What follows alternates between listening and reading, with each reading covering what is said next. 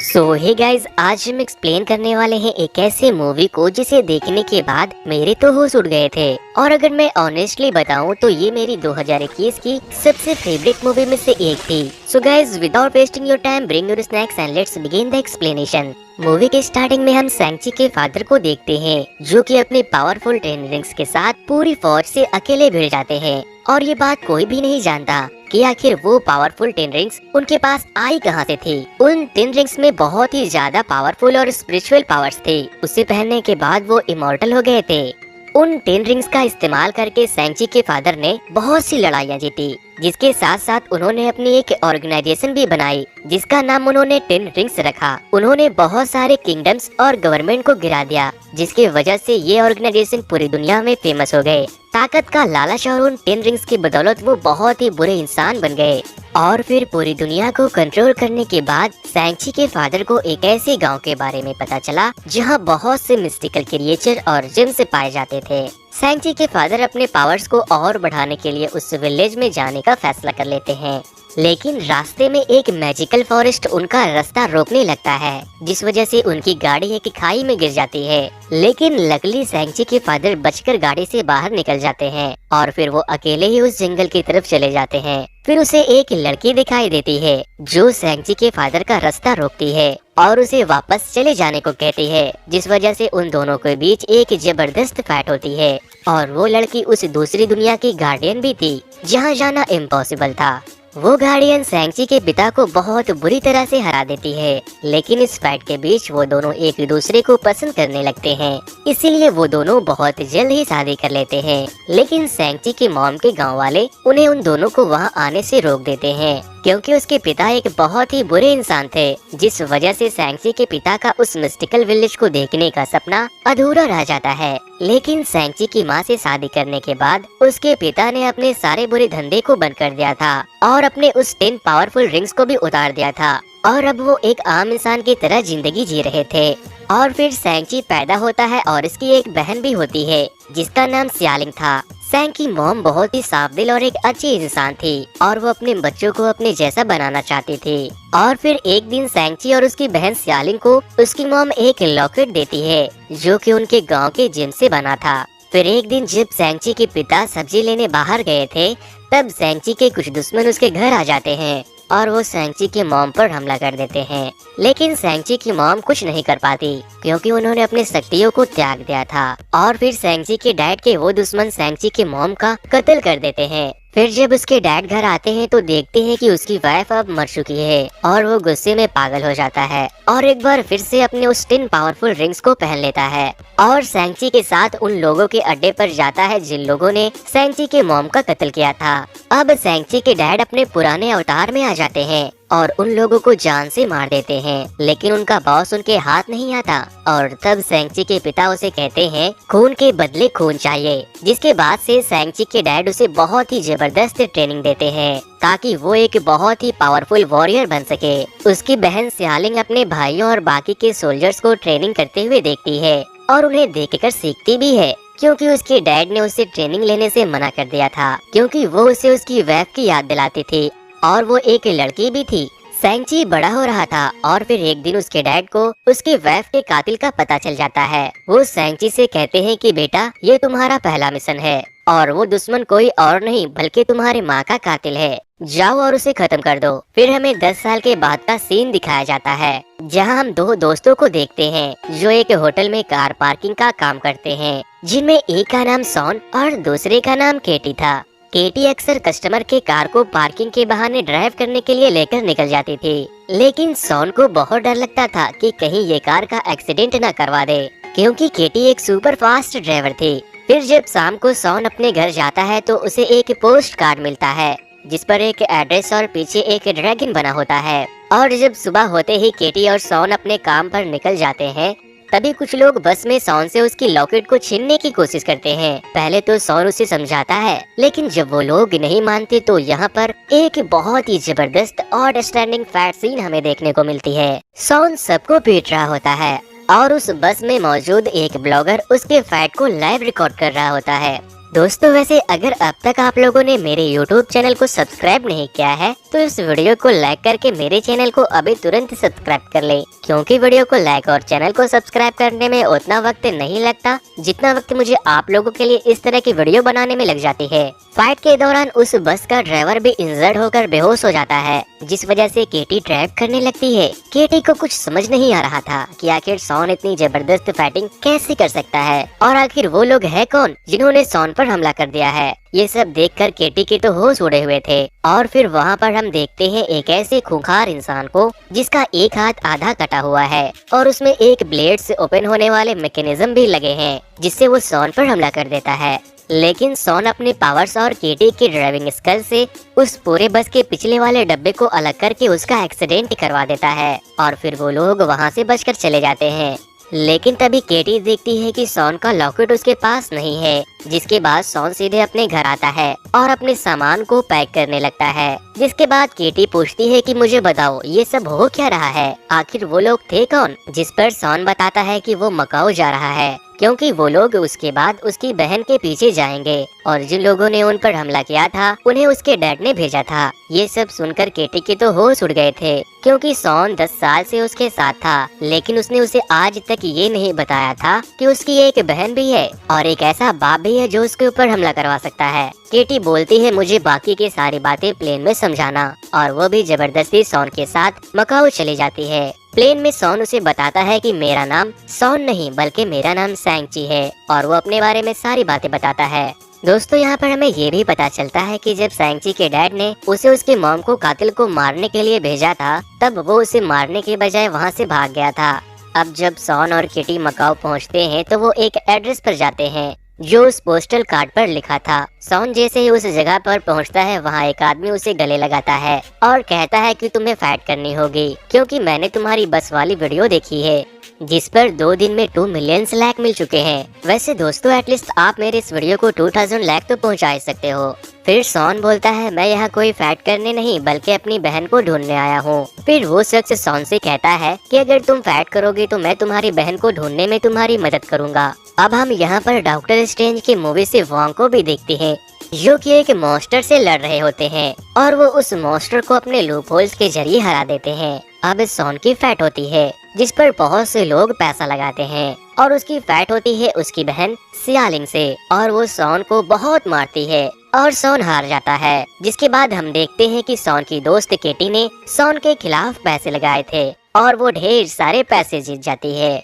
Shawn की बहन Shawn से सीधे मुंह बात नहीं करती क्योंकि शॉन उसे अकेला छोड़कर घर से भाग गया था। शॉन बोलता है वो लोग तुम्हारे पीछे आ रहे होंगे, जिस पर वो बोलती है मैं उन सब से निपट लूंगी जैसे मैंने 10 साल पहले निपट लिया था। और फिर तभी सैंग-ची और सियालिंग के पिता के गुंडे वहाँ आ जाते हैं और उन्हें देखते ही सियालिंग अपने दोस्तों के साथ शॉन को छोड़कर भाग जाती है। और फिर शॉन और केटी बचने के लिए खिड़की को तोड़कर कंस्ट्रक्शन पैप से उतरने की कोशिश करते हैं, लेकिन वो लोग उन पर हमला कर देते हैं, जिससे शॉन केटी से कहता है तुम आगे बढ़ो, मैं जब तक इन लोगों से निपटता हूँ। लेकिन वो लोग केटी पर भी हमला कर देते हैं और केटी गिरने ही वाली होती है कि तभी सियालिंग वहाँ आती है और उसे बचा लेती है। वो लोग लड़ ही रहे होते हैं और तभी उनके डैड का एक वॉरियर सियालिंग के लॉकेट को छीनकर भागता है और सैन उसके पीछे जाता है और उससे फाइट करने लगता है। वो उसे मारने ही वाला था कि तभी शॉन के डैड वहाँ आते हैं और बोलते हैं बस अब बहुत हो गया, चलो घर चले। और वो उन दोनों के साथ साथ केटी को भी अपने साथ लेकर जाते हैं।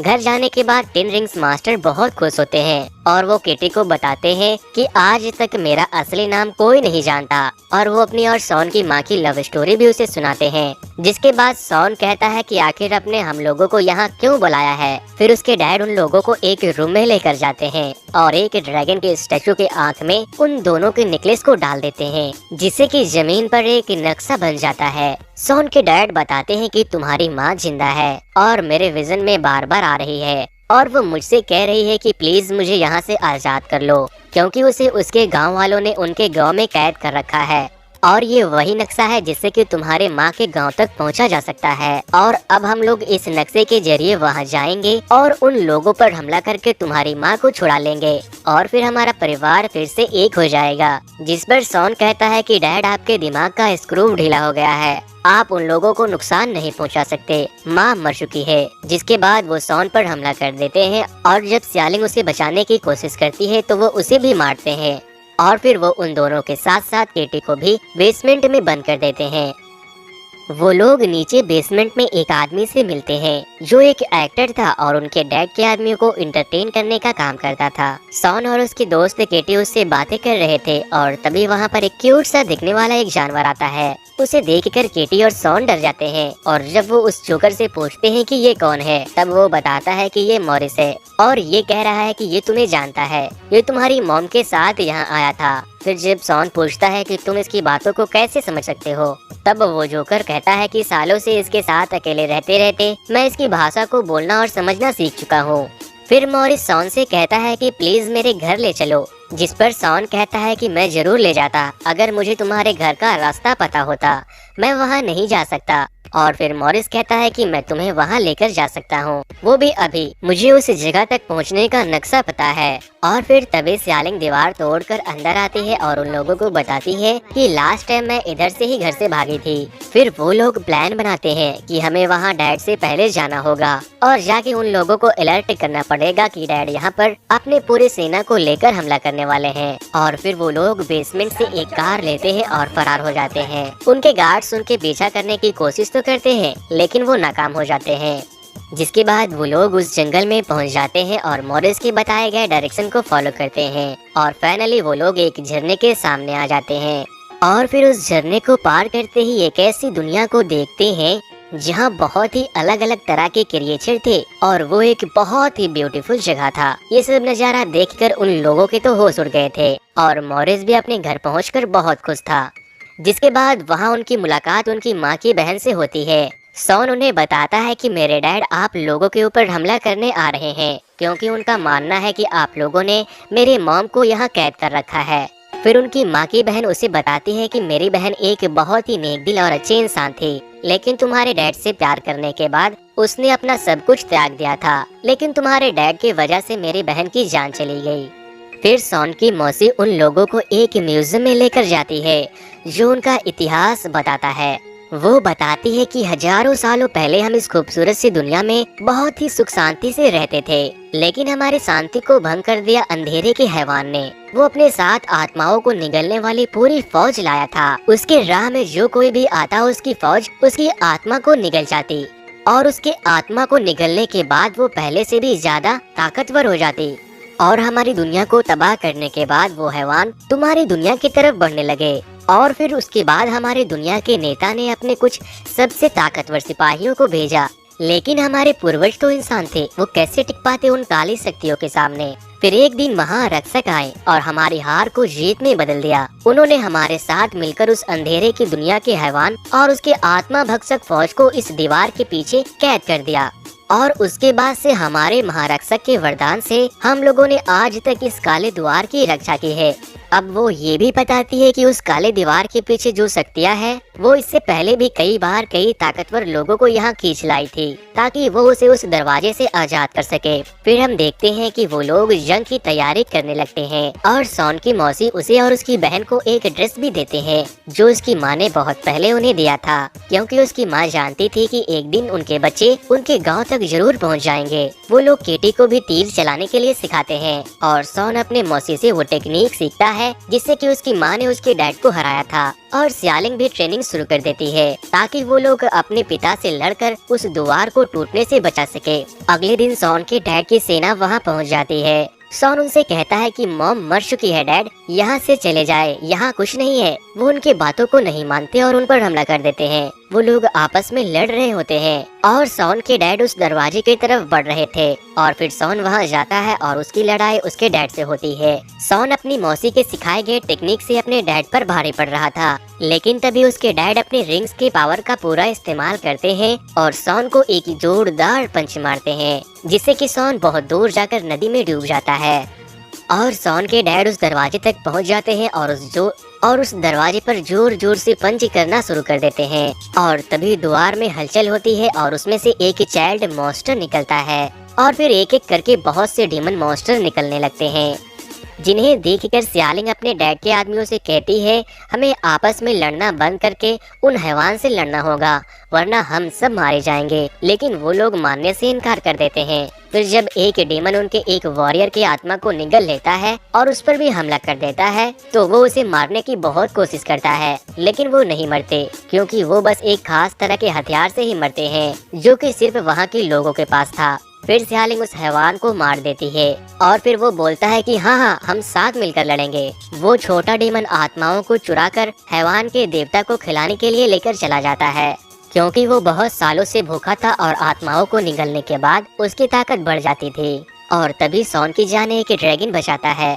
और वो पानी से बाहर निकलकर उन डीमन को खाना शुरू कर देता है। फिर सॉन अपने पिता के पास जाता है और बोलता है वहाँ कोई नहीं है डैड, जिसके बाद उसके डैड बोलते हैं कि हट जाओ मेरे रास्ते से। और फिर उन दोनों के बीच एक लड़ाई होती है। इधर हम देखते हैं कि वो जोकर मरने का नाटक कर रहा है और जब मॉरिस उसे पूछता है कि क्या हुआ, तो वो बोलता है कि मैं मरने का नाटक कर रहा हूँ, तुम भी करो। और फिर मॉरिस भी मरने का नाटक करने लगता है और इधर बहुत से डीमन ड्रैगन के आंखों पर हमला कर देते हैं और तभी सियालिंग अपने तीर से उस ड्रैगन की जान बचाती है। और अब हम देखते हैं कि सॉन अपनी मौसी के सिखाए कुंफू का इस्तेमाल करके वो अपने डैड के सारे रिंग को कंट्रोल कर लेता है, जिसे आज तक कोई भी कंट्रोल नहीं कर पाया था। और फिर वो अपने डैड पर हमला करने वाला होता है, लेकिन वो उस रिंग को फेंक देता है और कहता है प्लीज डैड यहाँ से चले जाइए, यहाँ पर कोई भी नहीं है। जिसके बाद वो बोलते हैं मुझे जाना होगा, वो मुझे बुला रही है, बेटा वो तुम्हारी माँ है। और तभी वहाँ एक ब्लास्ट होता है और फिर वो हैवान दरवाजे को तोड़कर आजाद हो जाता है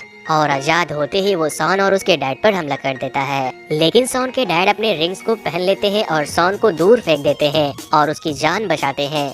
और जब वो हैवान सॉन के डैड के आत्मा को निगल रहा होता है, तो उसके डैड अपने रिंग्स को सॉन के हाथों में डाल देते हैं और फिर सॉन के ऊपर वो ड्रैगन हमला करने ही वाला होता है कि तभी सियालिंग वहाँ उस ड्रैगन के साथ उस मॉन्स्टर पर अटैक कर देती है और वो वहाँ से भाग जाता है और सॉन उस दरवाजे को बंद कर देता है, जिससे कि और भी बाकी के मॉन्स्टर बाहर ना निकल सके। फिर वो दोनों ड्रैगन के ऊपर चढ़कर उसका मुकाबला करते हैं। वो डेविल मॉन्स्टर कमजोर पड़ ही रहा था और तभी उसके चाइल्ड मॉन्स्टर उसे आत्मा खिलाने लगते हैं, जिससे कि वो ताकतवर होता चला जाता है। फिर वो मास्टर जिसने केटी को ट्रेनिंग दी थी, वो बोलते हैं उसके गले पर वार करो, नहीं तो अगर उसने ड्रैगन की आत्मा को निगल लिया तब वो और भी शक्तिशाली हो जाएगा और फिर कोई भी जिंदा बच नहीं पाएगा। और वो उसके ऊपर खुद वार करने ही वाले होते हैं कि पीछे से एक चाइल्ड डेविल मॉन्स्टर आता है और उसे उठाकर उसकी आत्मा को निगल लेता है। इधर वो बिग मॉन्स्टर सियालिंग को पकड़कर खींच रहा होता है और वो उसे निगलने ही वाला होता है। और फिर तभी केटी तीर को छोड़ देती है, जिससे कि वो मॉन्स्टर इंजर्ड हो जाता है। और उसके बाद सॉन अपनी रिंग्स को मॉन्स्टर के पेट में डाल देता है और उसके पेट को फाड़ देता है और वो लोग इस लड़ाई को जीत जाते हैं, लेकिन बहुत लोगों की जान जा चुकी थी। अब हम सॉन और केटी को एक रेस्टोरेंट में देखते हैं। वो ये कहानी अपने कुछ दोस्तों को बता रही थी, लेकिन वो उनके बातों पर विश्वास नहीं करते। और तभी वहाँ पर एंट्री होती है वोंग की, जो कि डॉक्टर स्ट्रेंज की मूवी से हैं। वो सॉन से पूछते हैं तुम्हारे पास वो रिंग्स अभी भी है क्या? सॉन बोलता है हाँ। फिर वोंग सॉन को अपने साथ आने को बोलते हैं, जिससे हमें ये पता चलता है कि डॉक्टर स्ट्रेंज के आने वाले मूवी में हमें सॉन भी देखने को मिल सकता है।